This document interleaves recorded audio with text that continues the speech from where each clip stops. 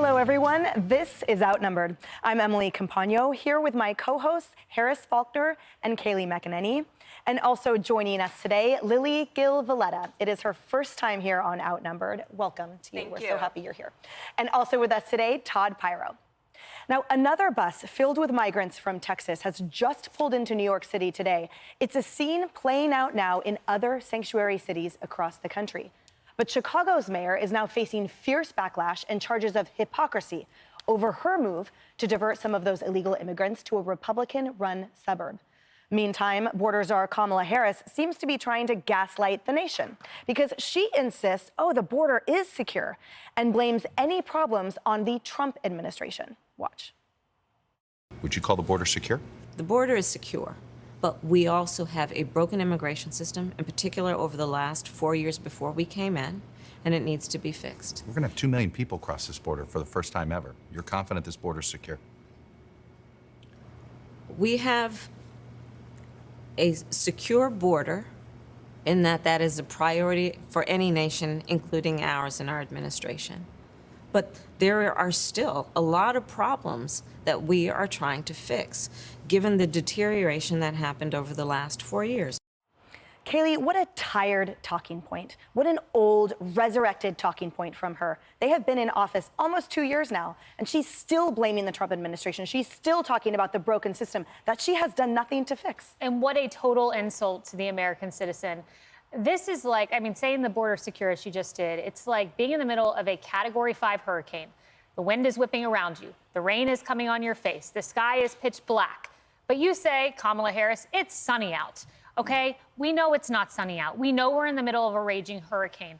Ask yourself, does this sound secure to you when you have 2 million encounters on the southern border in this fiscal year? That is 2 times the last administration, when fentanyl pouring across the southern border. In fact, that Wall Street Journal explosive piece we went through 2 weeks ago, how 2 Mexican drug cartels came to dominate America's fentanyl supply. It's coming from Mexico. Migrant deaths. There were 685 migrant deaths this year. That is double, once again, the last administration, not to mention the terror watch list, where we have nearly 60 people who have crossed and who are on the terror watch list. Does this sound secure to you? I do not think so. We are in a hurricane right now. It is not sunny out, and the American voter will have their die to cast in November on this issue. And Harris, we've talked so much as well about that hurricane that is absolutely destroying all of those towns in Texas and Arizona and along the border, including other communities. Look. We had El Paso mayor on earlier. He was saying, look, he said we're getting 1,000, to your point, up to 1,400 migrants a day, he says. They're sleeping on the streets. He says we simply don't have the space. And then juxtapose that with the Burr Ridge mayor in that Republican-led suburb outside of Chicago. And he says, so the city of Chicago says it's going to be a sanctuary city, and he says there must be vacant hotel rooms there. That's hundreds of people in a city of millions. The mayor says, why are they sending them out to my suburb? You have to wonder. Not just sending them to the suburbs, but doing what Democrats have done surreptitiously all along, and that is putting them on night flights. Remember when they were doing that in other cities? And I was on the air with Senator Blackburn one day, and she said people are showing up on the tarmac at night. And then we got the video. This has been a short-lived administration. It hasn't been 4 years and all of this is happening. But when you talk about the El Paso mayor, let's talk about El Paso as a predominantly Democrat-led city. They are sending buses of people to New York City now. How are they even going to defend going against their own party? They know they have to because the feds won't give them the money they need, which, by the way, is our money. And the American public has already said, we don't want it on our conscience that people are getting hurt. And dying to get here. You got to figure this out.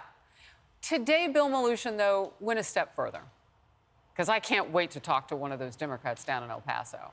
And I'm absolutely certain that Henry Cuellar, a blue dog Democrat in the state of Texas, probably has a few things fresh to say, too. But the Venezuelan flag planted. Did you hear about that with Bill Mnuchin as people were coming across, through that fence area? And I said, well, what does that mean when they do that on our soil? He said, Harris, I don't know. I'm going to go chase that down. We are a sovereign nation. We should act like one so people don't get it confused. I wish the vice president had an iota of the strength and articulation that you do, Harris. You are because so if kind. she would just She say took something my like name. that. It was hers first. She's older. And so, Todd, we've been talking about the depletion of resources, right? Harris just laid it out perfectly. Kaylee did as well.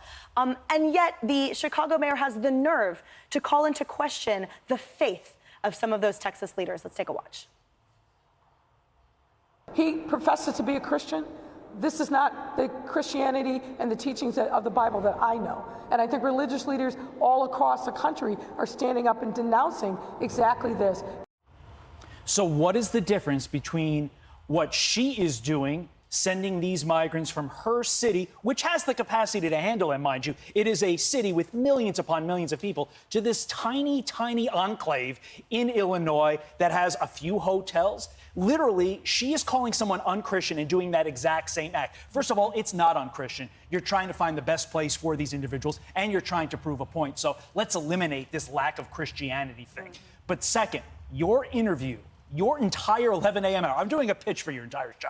It needs to be required viewing for anybody running for office on the Republican side, federal, state, and local. The points that were brought out, specifically with regard to El Paso, shows that the Democrats are so hypocritical on this entire thing. They do not have a leg to stand on. If they did, they would be as vociferous with regard to El Paso. They would be as vociferous with regard to what Lori Lightfoot is doing. Yet crickets when that happens. Abbott sends people to the interior, two cities that call themselves sanctuary cities, mind you, and all of a sudden, it's up in arms. It's hypocritical. Republicans need to watch your show, re-rack it, and get your talking points for the next 2 months. You're going to be my screensaver. Yeah, I am. I'm not even my wife's screensaver. So that's a beautiful sentiment. I'm grateful. Thank you. And Lily, you were just at the border in January. Tell us what you saw. Yeah, well, first of all, I'm an immigrant. And it took me 10 years to become a lawful U.S. citizen. So there is a process, it's a long one. And when you watch what's happening, which is a humanitarian crisis, it broke my heart. I saw the children, over 150,000 kids have come to the United States on their own.